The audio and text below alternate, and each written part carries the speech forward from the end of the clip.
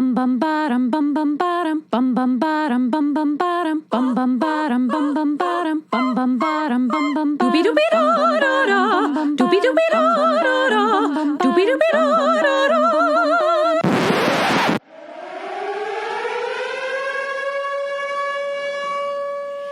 You are now in session with the Comic Book Couples Counseling Podcast. I'm Lisa Gullickson. I'm Brad Gullickson. And each month, we evaluate a different iconic romance within the four-color realm. In this episode, we're interrupting our regularly scheduled program to bring you an emergency discussion regarding the final issue of Beta Ray Bill, written and illustrated by Daniel Warren Johnson. Aw, yeah. We have not done one of these since way back with Giant Size X-Men #1. But it's Wednesday, issue 5 dropped. I read it first thing. I woke up, I grabbed my iPad, and I started reading. I didn't brush my teeth. I didn't go to the bathroom. I didn't bathe this body in any way. I just got right to the business of reading issue 5. And I got to the end, and I was like, Lisa, I need you to read this right now. And Lisa, what did you say? I said, somebody has to go out and get the bacon. Is that the saying? Yeah, somebody I had to go to work. But as soon as I got home, I did read it. I had feelings. Yeah, like that. Yes, I had feelings. And you always have feelings with a Daniel Warren Johnson book. You know, like Murder Falcon. I mean, that's a gut punch. Wonder Woman Dead Earth. That's a gut punch. Beta Ray Bill is a gut punch, but it's a different kind of gut punch. I think back to the first issue and the conversation in between Thor and Beta Ray Bill, and Beta Ray Bill saying, like, I can't be in your shadow all of the time anymore. I need to find myself, and I need to find Odin. I need another weapon because I just don't feel whole. And so we went on this journey with Beta Ray Bill to find how to make himself whole again. And it's been an impossible journey for him. It's been so hard. And he's had his friends at his side. He's had Scuttlebutt and Pip and Scourge, but it's still been a crucible for him. And I asked Daniel Warren Johnson on our interview with him, like, is the lesson that he's going to learn be worth all of this trial and tribulation? And he gave me kind of one of those, like, I can't give away. And of course he did. It is his right. But I come away from this final issue going, did he actually find an answer, or is he just discovering more questions? Well, that's the thing, right? So when you get done with Murder Falcon and Wonder Woman Dead Earth and other Daniel Warren Johnson books, it's obvious, or at least to me, it's obvious how I should feel about the journey, about the Odyssey. But when you get to the end of Beta Ray Bill #5, that's why I wanted you to read it immediately, because I was not exactly sure how I should be feeling regarding Bill's place in the universe and Bill's self-image, right? Yeah, my interpretation has been evolving since I've read the issue, and we've talked about it a little bit. And I think I've made my peace with it. I still love it as part of the whole. Yeah, well, let's not just jump right to the ending. That just gives you, the listener, an idea of how we're feeling as we're having this conversation. I think this is a comic where I would like to start at the beginning, Lisa style, and talk about it, because it opens immediately after the last issue. Surtr is there. The Twilight Sword is there. It's showdown. It's a royal rumble. This is going to be a brawl. And as promised by Daniel on the last episode, links in the show notes, this is a fight that is knockout and filled with all these awesome lifts from wrestling moves. I'm sure if I was Jason Ayers, I'd be able to go like, oh, that's a that, and that's a that. I only know the Rainmaker from issue 2. But you look at all these moves, and it is just this gnarly fight. And I love how he taunts Surtr down to his size. You know, you like, don't be this colossal against poor, tiny me. Meet me on my level. And Let us fight like mortals. Yeah, let's fight like mortals. What did you think of that scene, Lisa? I think the important thing to remember about this fight is that it's to impress a sword.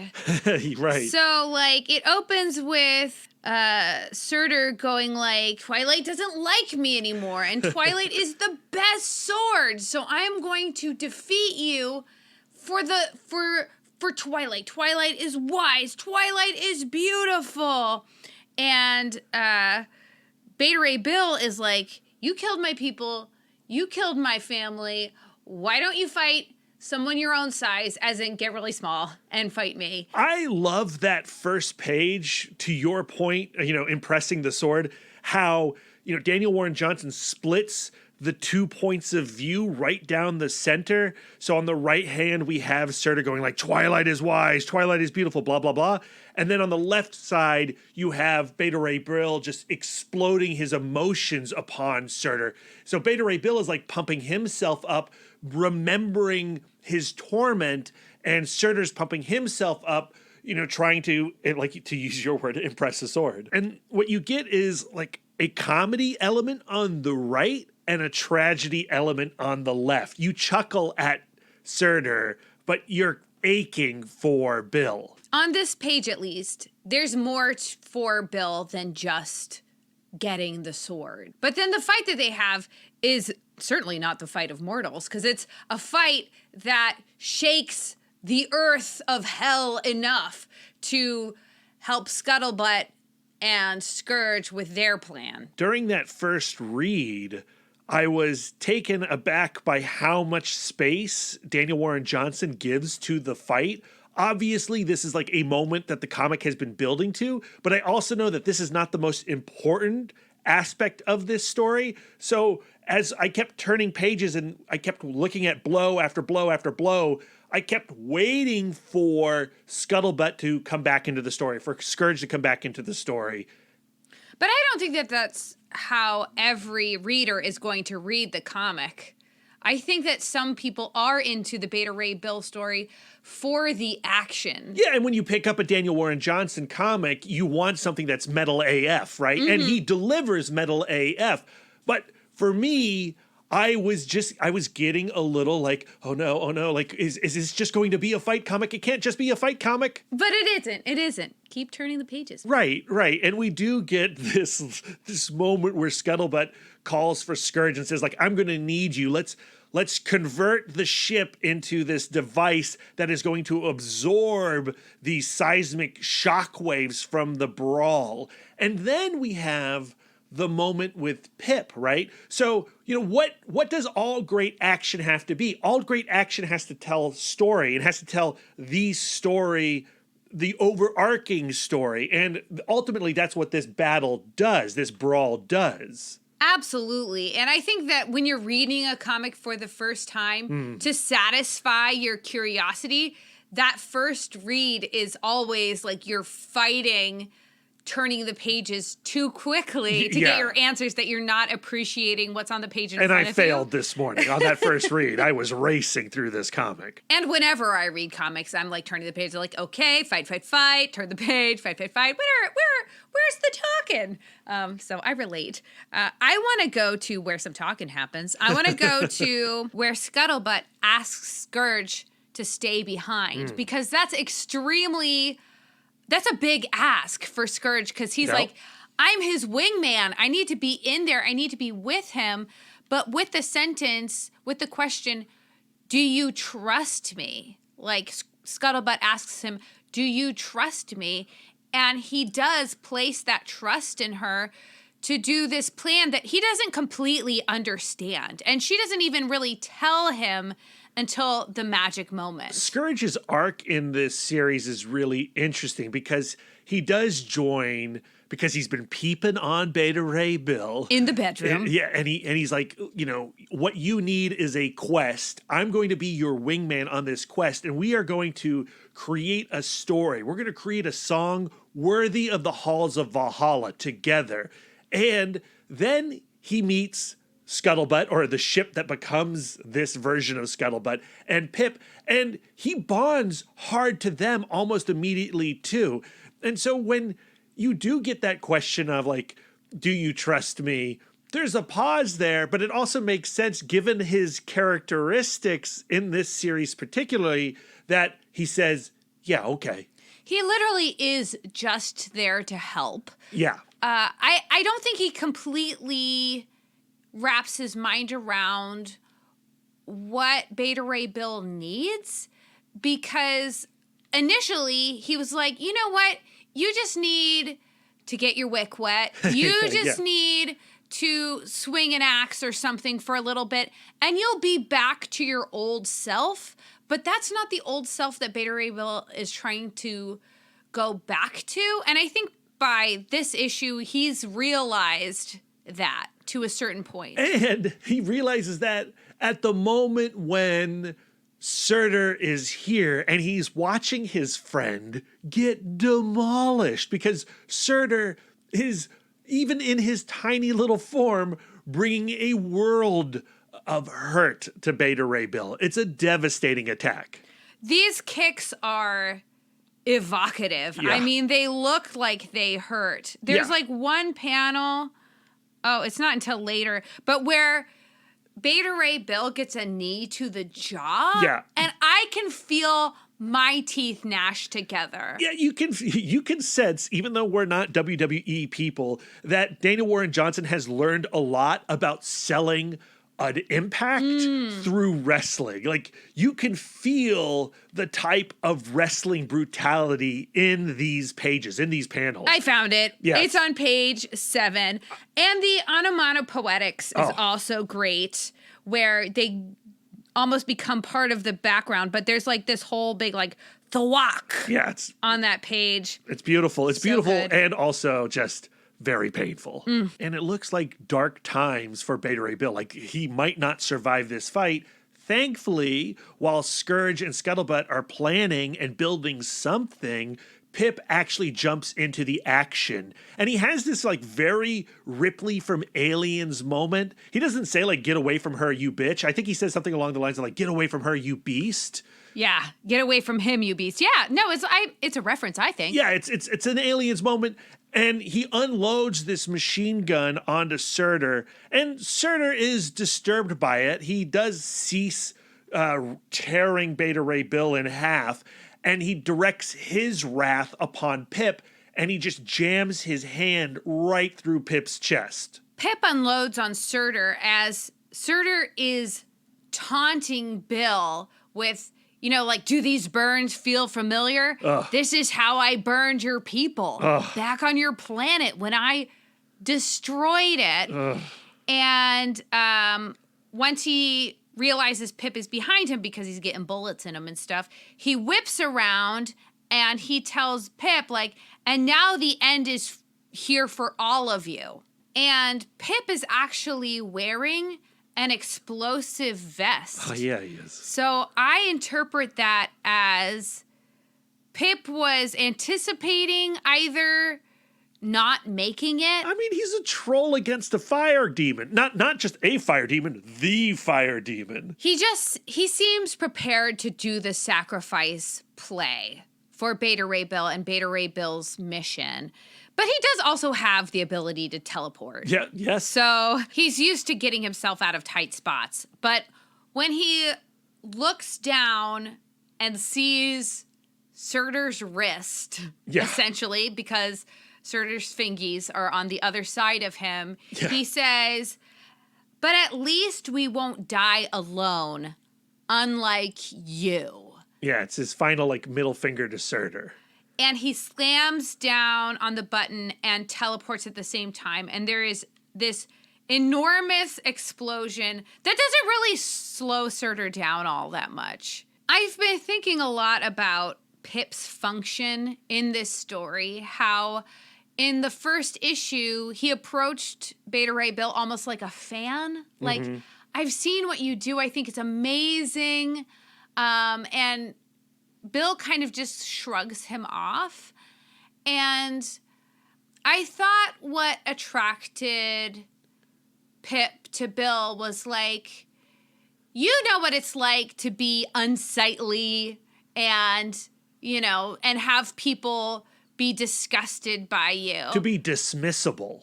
Right. But now I think that perhaps what attracted him to Bill was that Bill was lonely and Pip was lonely. And he was having this emotional resonance of this lonely guy is still willing to lay his life on the line for these people who are rejecting him, and that's a way that I admire him. And so when he sees Bill and Surtr in conflict and he sees Bill going down, he has to throw himself into the ring. He has to tag in. Because he has to prove that Bill is not alone, like Bill was afraid of. Yeah, I hadn't considered that, but I agree with you. I agree with you.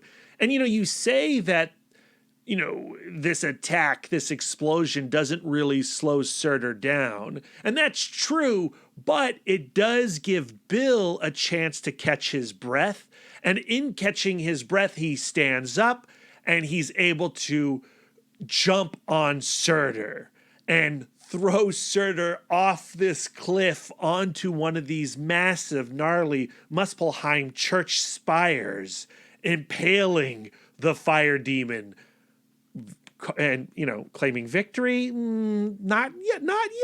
Yeah, because Surtr goes like, wait, I'm not little. Yeah, and I don't need to play by your rules, Bill. I love that when he gets big, though, the big hole in his gut, grows in proportion. Yeah, it's still an enormous hole through him. It's gnarly. It reminds me of, I don't know, it recalls images of the Stay Puft Marshmallow Man and Ghostbusters a little bit. I bet it's really gooey in that hole. Or I think about Ursula at the end of The Little Mermaid. Yeah. When a ship fully goes through her. Right.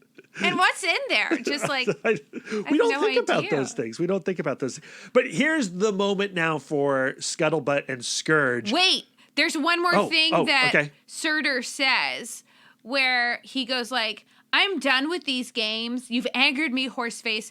Sword or no sword, I'm ending this. Yeah. So for Surtr, it has been sword, sword, sword the whole time. And we've seen Beta Ray Bill process a lot of grief. He's been saying, these are for the children of Corbinite. This is for the life you've taken away from me and taken away from others. And Surtr's fight went no deeper than my sword doesn't like me anymore. And so when Bill puts him on that church steeple, he has humiliated Surtr. He has won already. If Bill died in that moment, he can claim some kind of victory over Surtr for shaming him so hard. And Surtr is only fighting for himself now at this point where Beta Ray Bill is fighting for so many. And in comic book terms, you've already lost. If your fight is bigger, if it outweighs the pettiness of the other person's fight, you're gonna win. Yeah, that's true. And again, I don't want to jump to the ending. That victory isn't as triumphant as I was expecting when I started this issue. But now we're at the moment, Lisa. Yes. Where Scourge gets to pull a trigger. And I was a little flabbergasted with myself that I was not anticipating Scuttlebutt turning into a giant cannon for Scourge to fire, because of course she does. And she looks amazing. The intricacy, I love the panels where she's walking towards Scourge and you see all of this mechanism coming off of her completely human face. And I just see so much passion in those images and desperation for Scuttlebutt going I need this from you. I need your skills because I can't do this alone. I can't pull the trigger. And so you turn the page and you have this awesome 2-page splash of the scuttlebutt cannon. Ka-chack! And this little pink circle, the pink being the same color as the axe on Scourge's chest.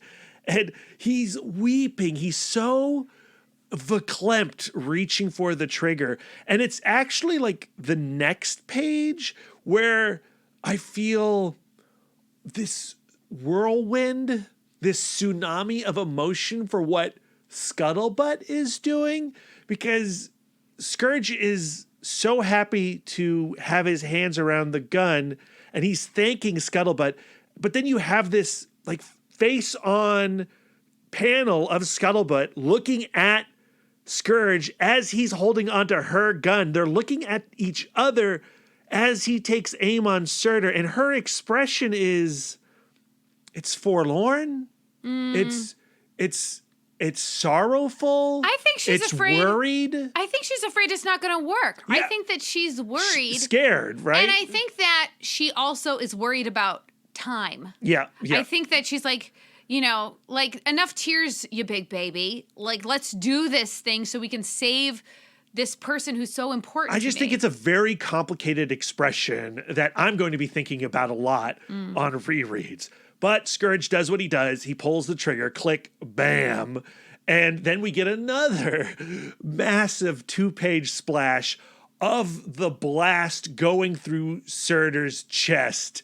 And you have on the far right-hand corner Bill kind of hobbled, bleeding, holding on to himself. He is in rough shape, but I think we've got victory here. Oh, wait, no, there's one final activity that has to happen, Lisa. He got to get his mitts on that sword. And it's, you know, it's a sword in the stone moment. Bill puts his grip on Twilight, yanks it, whoosh. It's just a gorgeously rendered image. And we haven't said anything about Mike Spicer's colors yet, but his colors are crucial in this moment because you get this, you know, you get the twilight smoke surrounding the blade. And as it's being pulled out, you see just the Surtr fire smoke around it. It's a magnificent panel. It's luminous. If I could own one panel from this entire comic because I was a millionaire, this would be the panel I would want to own. And then it's on the next page where he finally gets to drop that blade on Surtr's neck and end the demon. Surtr is impressed, I think, because he sees Beta Ray Bill holding the sword, and he laughs and he says, "The sword, it agrees with you, Corbinite." Yeah, I mean, he's got to be a little stunned and disappointed, but he also has to recognize you have to kneel to the king. You got to throw some respect at Bill for having taken this blade and end your life. I wonder, though, because it's not like Mjolnir, where Mjolnir is like, you're worthy, you're so good. I mean, like, it's a little like Mjolnir because Surtr couldn't just lift the sword out, right? But what is it weighing you by? Like, what is it? Like, is there something about this sword that I don't understand? Well, I don't think you should be proud necessarily to be the wielder of Twilight. That's what I'm wondering. Yeah, I mean, like it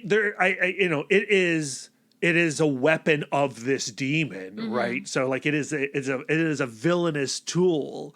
But that's why he's impressed, right? Because like that's his tool that he has been denied, and now Beta Ray Bill has it.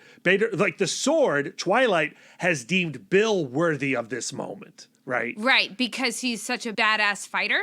Is that why? I mean, I guess. I mean, I don't know. I don't know. I assume that's the reason. Although maybe it's more like a judgment against Surtr, right? It allows Bill to carry Twilight so that Bill can vanquish Surtr. Maybe Twilight's just done with that guy. What I'm saying is, like, Twilight has only been wielded by like the worst of the worst. Yeah. And it contains the powers of multiple planets. And I think it's like the Infinity Stone, where it's just like so much power existing in one place. Like, to have that power will ultimately like turn you evil somehow. Odin, when he had the opportunity, destroyed it. Yeah, because it is a planet killer. It's a universe killer. It brings on Ragnarok. So I wonder if, one, like Twilight approving of Beta Ray Bill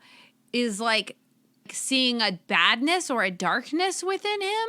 I mean, or a power hungriness in him. I think you could. Or a weakness, ultimately? You could consider that. This comic does not answer that.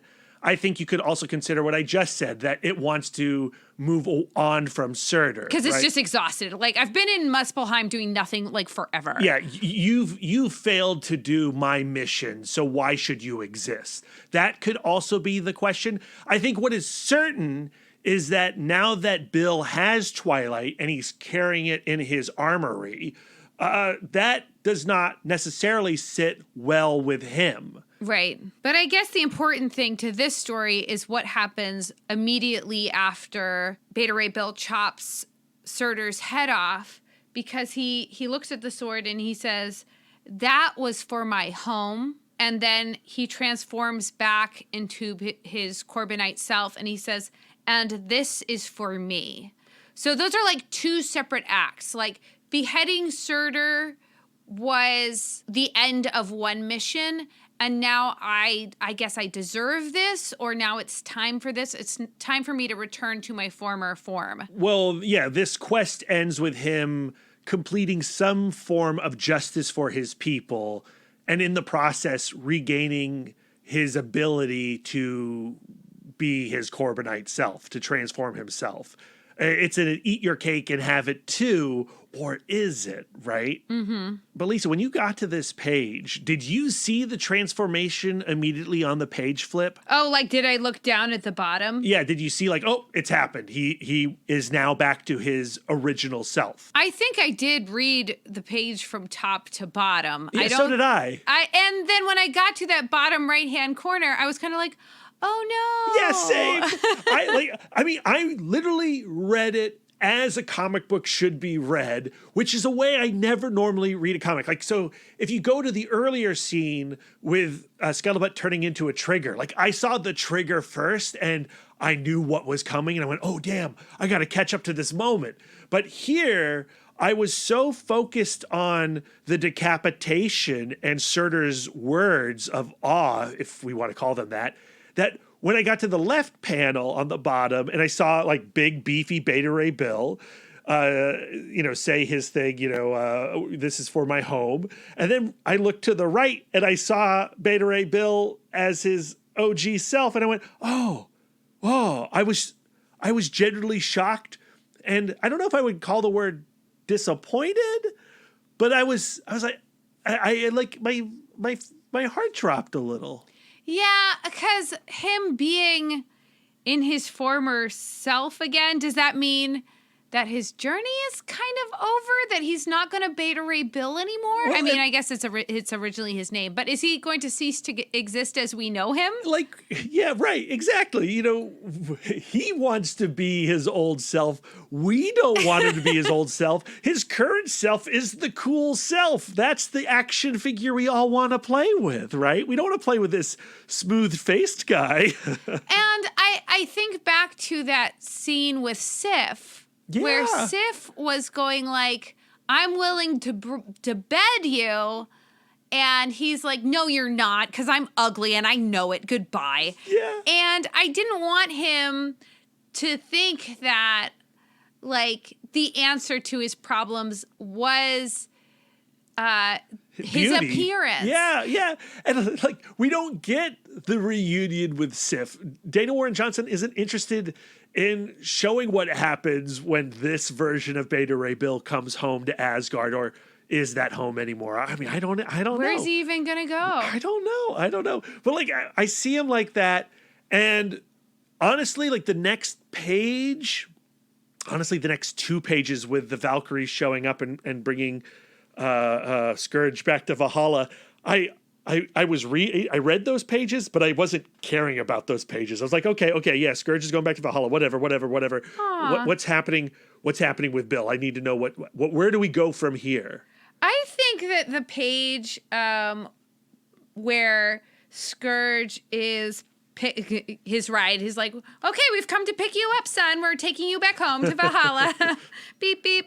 I think that's a very sweet page, because that's the page where we get to see that Pip is in fact okay. Thank goodness. He is going to survive. And we get this beautiful panel of Scourge saying he was never worried, with an expression on his face that he was very worried. Yeah, definitely. And over the course of this journey, they've become brothers. Yeah, you know, yeah. they've become very tight. They're two great pages, and on the reread, I really enjoyed them. But that's not where my head was after the transformation. Like it was almost like my brain left my body because I was so frazzled. Oh. And I was racing to get to let's talk. Let's figure out what we're going to do now with this version of Bill. After Scourge and Bill say their goodbyes and they embrace, Beta Ray Bill is once again alone in his ship, and Hook is playing once again. Yeah, I was really surprised by the Hook callback. I love it. And it's the scene that always makes me cry because Peter Banning, played by Robin Williams, has gotten, like, he has to save his kids from Captain Hook, and he realizes that he's not going to be able to do that without getting his Peter Pan powers back. And the Lost Boys have completely lost faith in him, and they don't really believe that he's actually Peter Pan.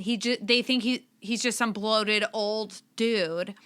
And so Rufio goes like, you know, some of you have expressed skepticism. He didn't say that, but essentially, like, so if you think this guy is not Peter Pan, cross this line. And so he draws this line in the sand, and all of these kids like cross to go stand with Rufio, except for one small kid. I think his name is something adorable, like Pockets or Buttons, or something cute. And he starts mushing Peter Banning's face and trying to smooth it out. And he pulls his two cheeks and pulls them completely straight. And he looks into Robin Williams' sweet and desperate eyes and goes, "Oh, there you are, Peter." And guzhush, I just weep. Yeah, I've been there. I've witnessed it. Because the child sees the innocence underneath all of the layers. And, like, it makes me wonder about our initial interpretation of the Hook scene. Right. Because I go, is Beta Ray Bill Rufio?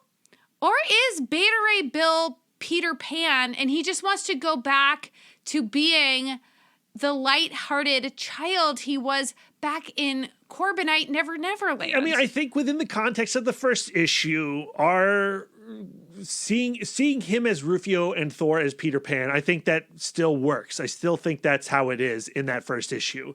But then you get to this final issue, the fifth issue, and, you know, the layout of the scene is really interesting, right? So Bill is in the armory with Twilight under glass or under force field or whatever, and he's looking directly at it. He's not watching Hook. Hook is playing on a monitor behind him over his shoulder. And it's also in another monitor in another room playing toward Scuttlebutt as she's crossing the threshold walking in. So Hook is playing throughout the ship. And I want to know, who put Hook on?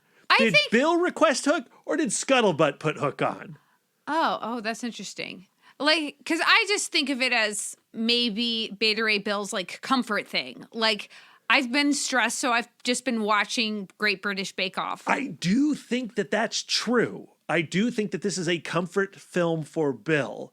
But I know that Scuttlebutt knows that too. And so my headcanon for this scene, and it could change given rereads, but at the moment, my headcanon for this scene is she sees Bill staring at this blade. Bill is in a contemplative state. Has he done right? Was this all worth it? Is this who he wants to be? He's trying to figure it out. And Scuttlebutt presses play onto this scene. Do you think that she's pockets or buttons? Yes. And that she sees him? Yes. Oh, I love yes. that. And she's saying, like, there's Bill. There's Bill who's always been there. Bill's not lost. That's how I read this scene. I love that. I'm for it. Now we're on the last page. Yeah, and I was floored to realize it was the last I know. page. It sneaks up on you. Like, it slapped the hell out of me. This page starts with a black panel.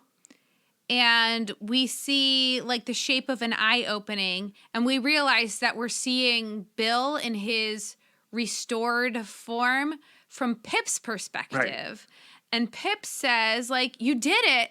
You're back to your old self. I'm happy for you. You got exactly what you wanted. Yep. You're whole again. And we have this image of Beta Ray Bill, who looks wistful at best, and he turns his back on Pip like everybody does when they're about to tell the truth. Sarcasm. And he looks out the window and he says, "You're right, Pip. I couldn't be happier." But in his reflection, instead of seeing his new form, he sees his old form. And so he's clearly having some conflict internally about how successful this journey really was, or he's having some kind of body dysphoria, even though he's changed and he should have everything that all of those feelings that he was anticipating. He's not feeling any different. Yeah. And so, is this a happy ending, Lisa? Is this a sad ending? I think that Bill is not satisfied in the way that he anticipated. I think that that's what this last panel is showing us. Yeah. For me, you in these adventure stories where you travel into Mordor to toss the one true ring into Mount Doom, and you succeed. That was the mission. You did it. And you're changed by the mission. It's what we talked about with Daniel Warren Johnson in our interview, right? Like, the journey changes you. What is interesting to me and troubling to me about the ending of this comic is that he succeeds. He wanted this form back. He got that form. And when he got it, now he seems unsure of the success of this mission. Well, I think back to that scene again with Odin in the pub, where like Odin tries to give him like the same old song and dance, like, hey, your beauty is on the inside, right, and all of that stuff. And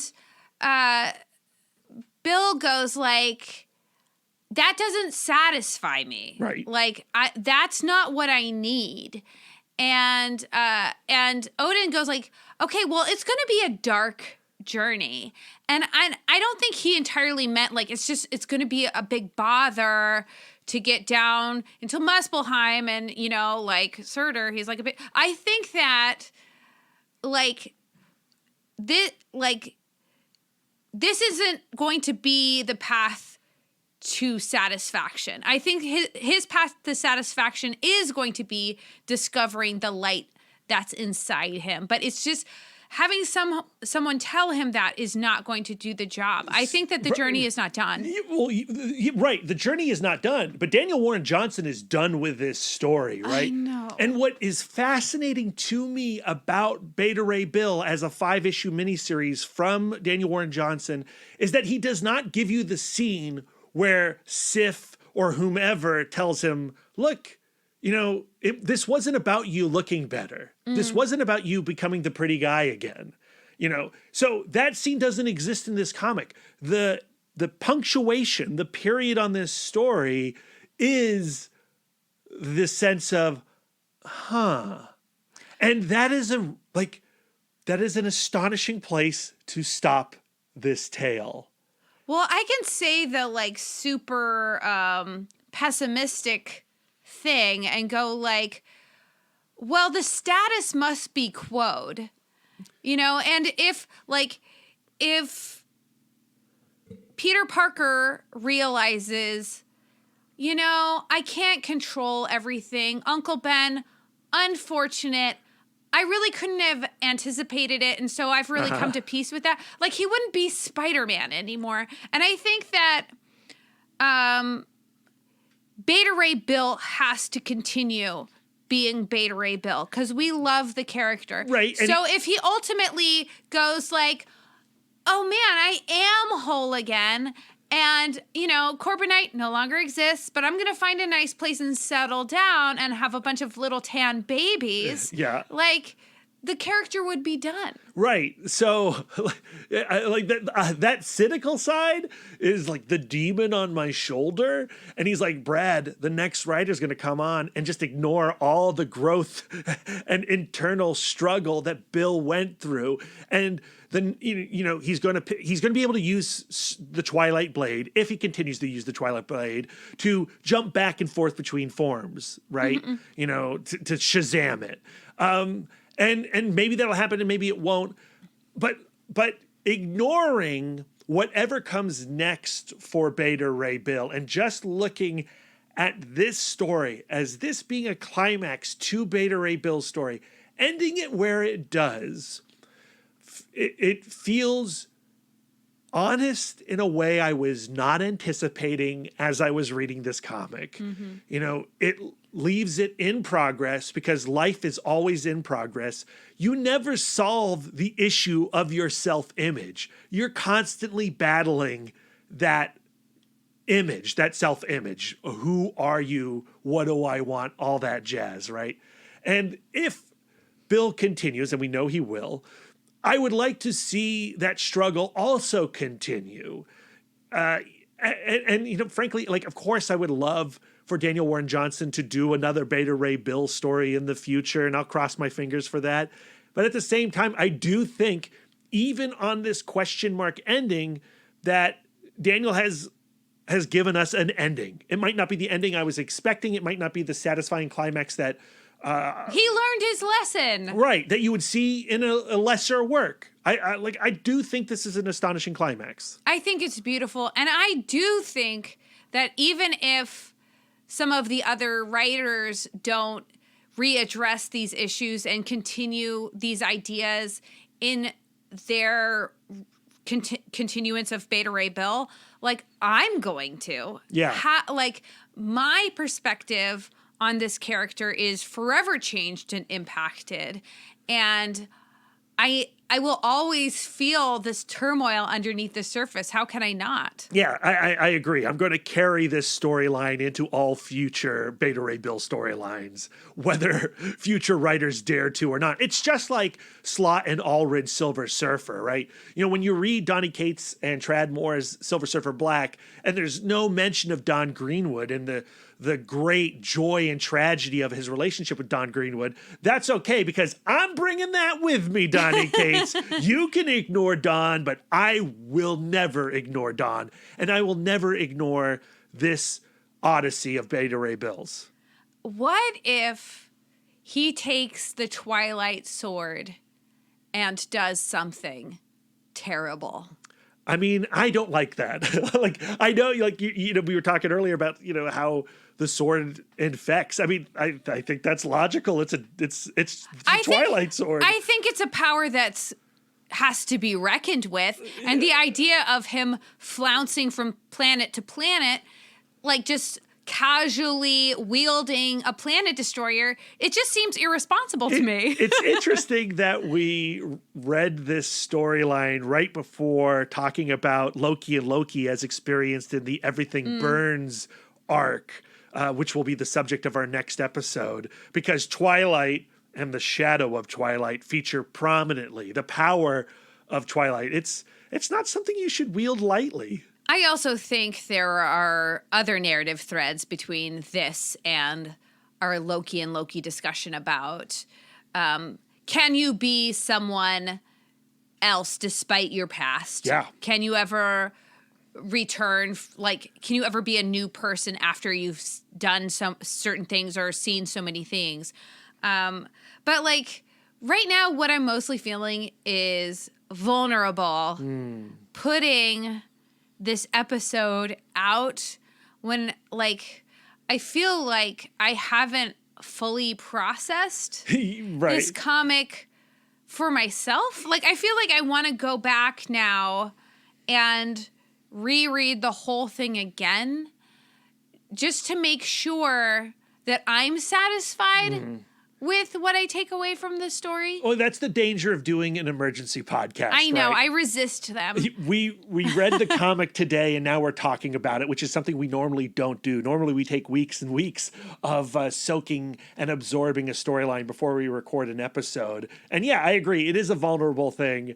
And like how the way I feel about this ending, you know, in our last episode, in our introduction to our Daniel Warren Johnson conversation, we talked about how like these 4 issues, the 4 issues prior to this one, they were building to something that I thought, well, maybe this is my favorite Daniel Warren Johnson comic. Maybe I like this more than Murder Falcon. Maybe I like this more than Wonder Woman Dead Earth.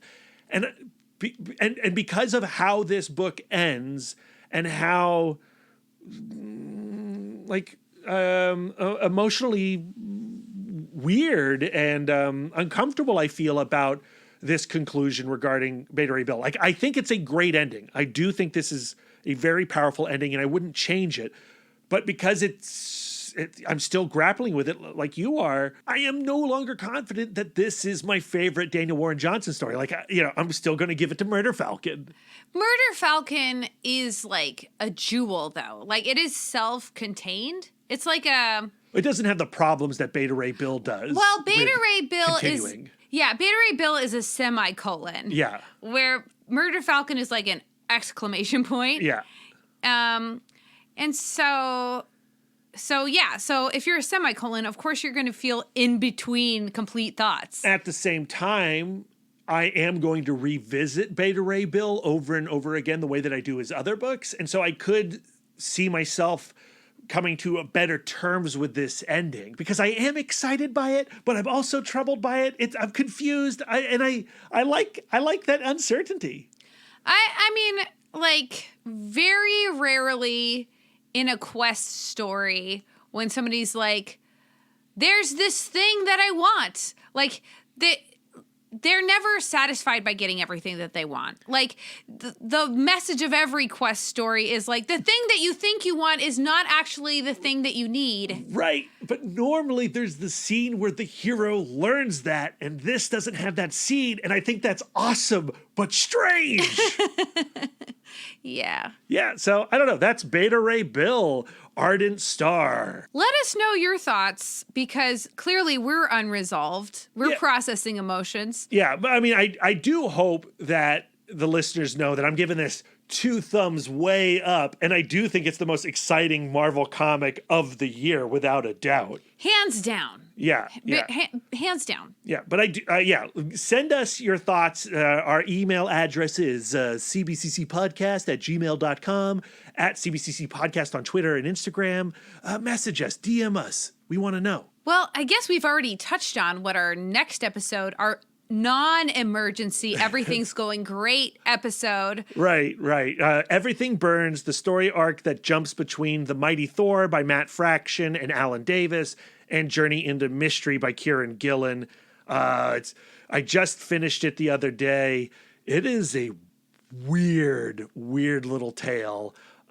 Kid Loki focused, and is Kid Loki my favorite Loki? Maybe. Really? I really like Kid Loki. Thori might be my favorite Thor. Thori is awesome. I want a whole comic around Thori. But that's what we're going to be covering on the next episode. Episode 69, dudes. Up top. Well, just like Beta Ray Bill, at the end of issue number 5 of Daniel Warren Johnson's Beta Ray Bill, I too am feeling unsure about where my journey is supposed to go next. But in the meantime, Brad, Where can our listeners send their words of affirmation to you? You took me on a real journey there. You can find me on all social medias at MouthDork. If you have words of affirmation for our logo, you can send to Aaron Prescott at A Cool Hand Fluke. And if you have some words of affirmation for our radical banner art, send them to Karen Charm at Karen_X-Men fan. Lisa, where can our listeners send their words of affirmation to you? I am always accepting words of affirmation at Sidewalk Siren on Instagram and Twitter. If you'd like to spend more quality time with us, you can subscribe to us on Podbean, Spotify, Stitcher, YouTube, Google, and Apple Podcasts. If you'd like to get exclusive, you can join our Patreon, where you'll get more content, including weekly bonus episodes. I think, Lisa, we should do a Hook bonus episode. What? I think that would be a lot of fun. Are you just saying that? Nope, I'm dead serious. Oh. Beta Ray Bill made me reconsider Hook. I think it's time for a rewatch. Daniel Warren Johnson, you have done what I never could. If you'd like to reach out and touch us electronically, you can email the podcast, cbccpodcast@gmail.com. You can visit our website, comicbookcouplescounseling.com, or follow us on Instagram and Twitter at CBCC Podcast. You can give us the gift of 5 stars on Apple Podcasts. And if you'd like to do an act of service, why not write a review of the show while you're there? We are fluent and receptive in all 5 love languages. It really warms our hearts and helps the pod. So until next time, friends, keep your love tank full. And your psychic rapport open. Doopy-doopy-da. He's been saying, these are for the children of Corbite. Cornobite?